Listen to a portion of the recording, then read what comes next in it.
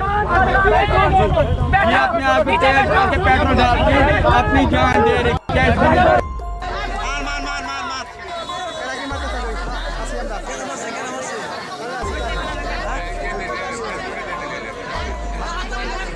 किन्नरों को हमारे समाज में एक अलग ही नजरिए से देखा जाता है। आज भी किन्नरों को हमारे समाज में वो जगह नहीं मिली है।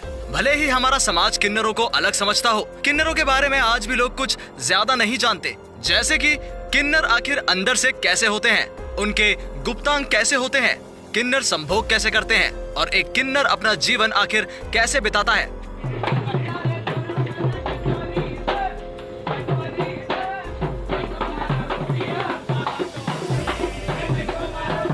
किन्नर अपनी कौन सी गुप्त बातें हैं जो कभी भी किसी को नहीं बताते। हमारे समाज में किन्नर के कई नाम होते हैं, किन्नर, हिजड़ा और न जाने क्या क्या। भारत में किन्नरों का इतिहास 4000 साल से भी पुराना है। इसके बावजूद आज तक उन्हें सोसाइटी में बराबरी का दर्जा नहीं मिल पाया है।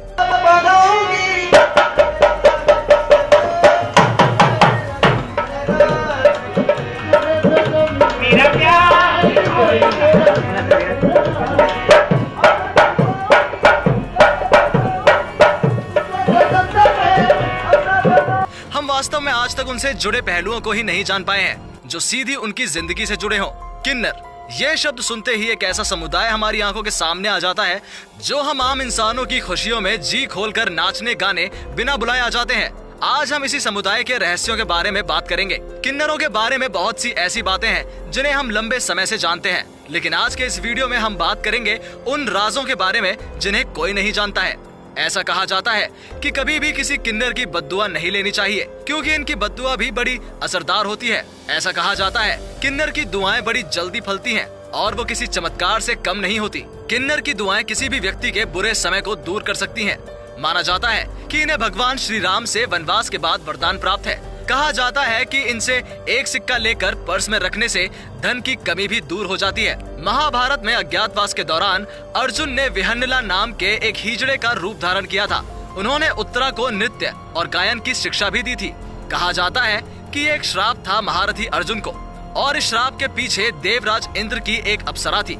किन्नरों के बारे में अगर सबसे गुप्त कुछ रखा गया है तो वो है इनका अंतिम संस्कार। जब इनकी मौत होती है तो उसे कोई आदमी नहीं देख सकता। इसके पीछे की मान्यता ये है कि ऐसा करने से मरने वाला फिर से अगले जन्म में किन्नर ही बन जाता है। और तो और इनकी शव यात्राएं रात में निकाली जाती हैं। रात के घने अंधेरे में किन्नर नाचते गाते जश्न मनाते अपने मृत साथी की शव यात्रा निकालते हैं। जश्न मनाने के पीछे की वजह है किन्नरों का जन्म कष्टों और बहुत सारे दुखों से भरा होता है और इनकी मृत्यु उन्हें इससे मुक्ति दिलाती है। इसलिए वो अपने साथियों की मौत पर जश्न मनाते हैं।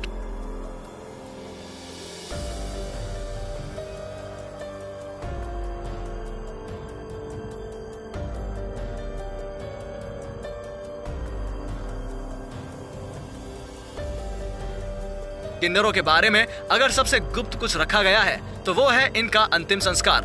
जब इनकी मौत होती है तो उसे कोई आदमी नहीं देख सकता। इसके पीछे की मान्यता ये है कि ऐसा करने से मरने वाला फिर अगले जन्म में किन्नर ही बन जाता है। किन्नर समाज में आने वाले हर नए किन्नर का स्वागत बहुत ही जोरदार तरीके से होता है। नए किन्नर के स्वागत में एक भव्य कार्यक्रम का आयोजन होता है जिसमें नाच गाने के अलावा दावत भी होती है। एक मान्यता के अनुसार किन्नरों का जन्म ब्रह्मा जी की परछाई से ही हुआ है, जबकि दूसरी मान्यता ये है कि अरिष्टा और कश्यप ऋषि से किन्नरों की उत्पत्ति हुई है। आम लोगों के मन में अक्सर ये सवाल आता है कि क्या किन्नर शादी ब्याह करते होंगे, तो इसका जवाब है हाँ। जी हाँ, आपको शायद ये जानकर हैरानी होगी। दरअसल किन्नर अपने आराध्य देव अरावन से साल में एक बार विवाह करते हैं। ये विवाह लेकिन मात्र एक दिन के लिए ही होता है। शादी के अगले ही दिन अरावन देवता की मौत हो जाती है और इनका वैवाहिक जीवन खत्म हो जाता है। साल में एक बार किन्नर अपना 18 दिन का समारोह मनाते हैं। ये समारोह चेन्नई से 200 मील दूर कूवगम गांव में मनाया जाता है। यहाँ पूरे भारत से किन्नर इकट्ठे होते हैं। बता दें कि ये सालाना उत्सव तमिल नव वर्ष की पहली पूर्णिमा से शुरू होता है और 18 दिनों तक चलता है। 17वें दिन किन्नरों के देवता भगवान अरावन की पूजा होती है। 18वें दिन सारे कूवगम गांव में अरावन की प्रतिमा को घुमाया जाता है और फिर तोड़ दिया जाता है।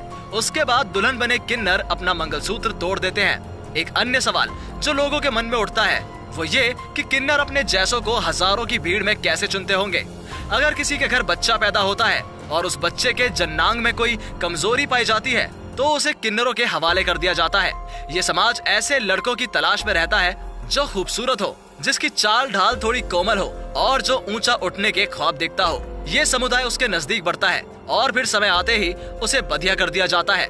बधिया यानी उसके शरीर के हिस्से के उस अंग को काट देना जिसके बाद वो कभी लड़का नहीं रहता। ये भी कहा जाता है कि किसी बच्चे के जन्मदिन पर नाचते और बजाते वक्त यदि इनकी ढोलक फूट जाए तो ये इशारा होता है कि बच्चा किन्नर है और वो उसे उसके घर वालों से लेकर अपने साथ नियमों के अनुसार उसकी परवरिश करके उस बच्चे को ले जाते हैं। किन्नर समुदाय खुद को मंगलमुखी मानते हैं, इसीलिए ये लोग बस शादी, जन समारोह जैसे मांगलिक कामों में ही भाग लेते हैं। मरने के बाद भी ये लोग मातम नहीं मनाते, बल्कि ये खुश होते हैं कि इस जन्म से पीछा छूट गया। 2014 से पहले इन्हें समाज में नहीं गिना जाता था। अभी भी इनके साथ हुए बलात्कार को बलात्कार नहीं माना जाता है। कहते हैं कि किन्नरों की बद्दुआ इसलिए नहीं लेनी चाहिए क्योंकि ये बचपन से लेकर बड़े होने तक दुखी ही रहते हैं। ऐसे में दुखी दिल की दुआ और बद्दुआ लगना स्वाभाविक है। किसी की मौत होने के बाद पूरा हिजड़ा समुदाय एक हफ्ते तक भूखा रहता है। किन्नर शब्द अपने आप में रहस्यमयी और जिज्ञासापूर्ण है। महिला और पुरुषों के अलावा मनुष्यों की जो तीसरी प्रजाति है उसे किन्नर कहते हैं। भले ही किन्नरों को समाज में एक अलग तरीके से देखा जाता है, लेकिन इतिहास में कुछ ऐसे प्रसिद्ध किन्नर भी हुए हैं जिनकी कहानी काफी चर्चा में रही। लोग कहते हैं दुनिया भर में पुरुष में काफी बल होता है, लेकिन पुरुष के जितना ही बल एक किन्नर में भी होता है। और किन्नर ने इतिहास के समय में जंग लड़ी है और जीत भी हासिल की है। केवल इतना ही नहीं, बल्कि किन्नर को लेकर ये भी कहा जाता है वो कभी किसी के यहाँ मातम में नहीं जाते हैं, बल्कि वो हमेशा खुशी में ही शामिल होते हैं। आपको ये बता दें कि हर किन्नर का अपना एक गुरु होता है। दिलचस्प ये है कि उनके गुरु को ये तक पता होता है कि उसके शिष्य की मौत कब होगी। गुरु वही बनता है जो जन्म से ही किन्नर हो। उसे गुरु नहीं बनाया जाता जो किसी ऑपरेशन के बाद किन्नर बनाया गया हो। किन्नर अपनी ज्यादातर परंपराएं हिंदू धर्म के अनुसार निभाते हैं, जबकि ज्यादातर किन्नर गुरु मुस्लिम होते हैं। इसके लिए किन्नर बहुचरा माता की पूजा करते हैं और उनसे माफी मांगते हैं। वो ये दुआ करते हैं कि अगले जन्म में उन्हें किन्नर का जन्म न लेना पड़े। किन्नरों के बारे में ये बहुत मशहूर है कि वो मुगलों के जमाने में बेगमों के हरम की हिफाजत करते थे। इतिहास में कुछ किन्नरों का जंग लड़ने का भी जिक्र है। इनमें से एक थे मलिक कफूर। उन्होंने दिल्ली के सुल्तान अलाउद्दीन खिलजी के लिए दक्कन में जंग जीती थी। इसीलिए आज के दौर के भी कुछ सीरियल्स में हरम में इन्हें हिजड़ों का मुख्य रूप दिया जाता है। क्या आप जानते हैं किन्नरों की अपनी एक भाषा भी होती है? जी हाँ, इसे सामाजिक स्टेटस के कारण किन्नरों ने एक खास गुप्त भाषा विकसित कर ली है जिसे हिजड़ा फारसी कहते हैं। स्वप्न शास्त्र के मुताबिक अगर आप सपने में किन्नर देखते हैं तो इसका तात्पर्य यह है कि भविष्य में आपका दाम्पत्य जीवन संतोषजनक नहीं रहेगा। हिमालय का पवित्र शिखर कैलाश किन्नरों का प्रधान स्थान माना जाता है। वहाँ वो भगवान भोले की सेवा करते थे। उन्हें देवताओं का गायक और भक्त माना जाता था। किन्नरों के संबंध में बहुत सी कहानियाँ प्रचलित हैं। आपको जानकर हैरानी होगी कि भारत में किन्नरों का इतिहास 4000 साल से भी पुराना है, यानी करीबन महाभारत के समय का। इतने सालों में एक ही जमीन पर होने के बावजूद भी उन्हें बराबरी का दर्जा नहीं मिल पाया है। ये थे किन्नरों से जुड़े कुछ रहस्य। ये सभी कुछ ऐसी जानकारियां हैं जिनके बारे में बहुत कम ही लोग जानते हैं। किन्नरों को भले ही आज के समय में थर्ड जेंडर का दर्जा मिल गया हो, लेकिन फिर भी उन्हें समाज में वो इज्जत नहीं मिल पाई है जिसके वो हकदार हैं। अगर आपको भी हमारी ये जानकारी पसंद आई हो तो इस वीडियो को लाइक कर दीजिए और कमेंट करके बताइए कि इस बारे में आपका क्या सोचना है।